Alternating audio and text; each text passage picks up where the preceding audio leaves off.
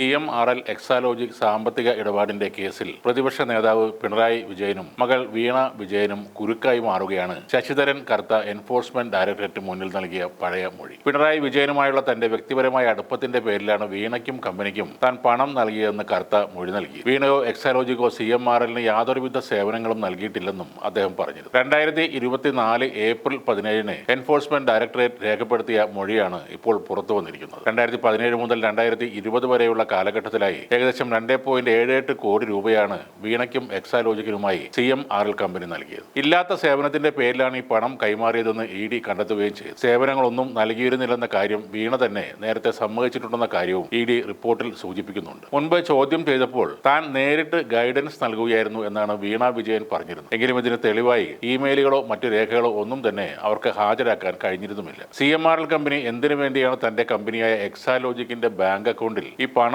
നിക്ഷേപിച്ചത് എന്ന ചോദ്യത്തിനും വീണ വിജയന് മറുപടി ഒന്നും പറയാൻ ഉണ്ടായിരുന്നില്ല. അതാത് കാലയളവിൽ എക്സാലോജിക്കിന്റെ ദൈനംദിന പ്രവർത്തനങ്ങൾക്ക് നേതൃത്വം നൽകിയിരുന്ന അവിടുത്തെ ജീവനക്കാർക്ക് മാത്രമേ ഈ കാര്യങ്ങൾ അറിയാൻ കഴിയൂ എന്നായിരുന്നു വീണ വിജയൻ ഉദ്യോഗസ്ഥരോട് പറഞ്ഞത്. CMRLന്റെ സഹോദര സ്ഥാപനമായ എംപവർ ഇന്ത്യ ക്യാപിറ്റൽ ഇൻവെസ്റ്റ്മെന്റ് വഴി 50 ലക്ഷം രൂപയുടെ വായ്പ അനുവദിച്ചത് സംബന്ധിച്ചും ED വീണയെ ചോദ്യം ചെയ്തിരുന്നു. വീണയ്ക്ക് പ്രതിമാസം 5 ലക്ഷം രൂപയും എക്സാലോജിക്കിന് 3 ലക്ഷം രൂപയും എന്ന നിലയിലായിരുന്നു ഈ പണമിടപാടുകൾ. കൂടാതെ ശശിധരൻ കർത്തയുടെ തന്നെ ഉടമസ്ഥയുള്ള മറ്റൊരു പണമിടപാട് സ്ഥാപനത്തിൽ നിന്നും 50 ലക്ഷം രൂപയുടെ ലോണും നൽകിയിരുന്നും മൊഴിയിൽ പറയുന്നുണ്ട്. 2014-15 എക്സാലോജിക് കമ്പനി നഷ്ടത്തിലായിരുന്നു. എന്നാൽ 2016 ഒന്നാം പിണറായി വിജയൻ സർക്കാർ അധികാരത്തിൽ വന്ന ശേഷമാണ് CMRLുമായി കരാറിൽ ഏർപ്പെടാൻ കഴിഞ്ഞതെന്നും ED ചൂണ്ടിക്കാണിക്കുന്നു. ഈ കേസുമായി ബന്ധപ്പെട്ട് CMRLന്റെ 242 അക്കൗണ്ടുകൾ ED മരവിപ്പിച്ചു കഴിഞ്ഞു. വീണ വിജയന്റെ അക്കൗണ്ടിലുണ്ടായിരുന്ന 16.5 ലക്ഷം രൂപ നേരത്തെ തന്നെ ED മരവിപ്പിച്ചിരുന്നു. ശശിധരൻ കർത്തയുടെ ഈ മൊഴിക്ക് പിന്നാലെ വീണയെ വീണ്ടും ചോദ്യം ചെയ്യാനായി വിളിപ്പിക്കും എന്നാണ് അറിയുന്നത്. വീണയുടെ എക്സാലോജിക് കമ്പനിയാണെങ്കിൽ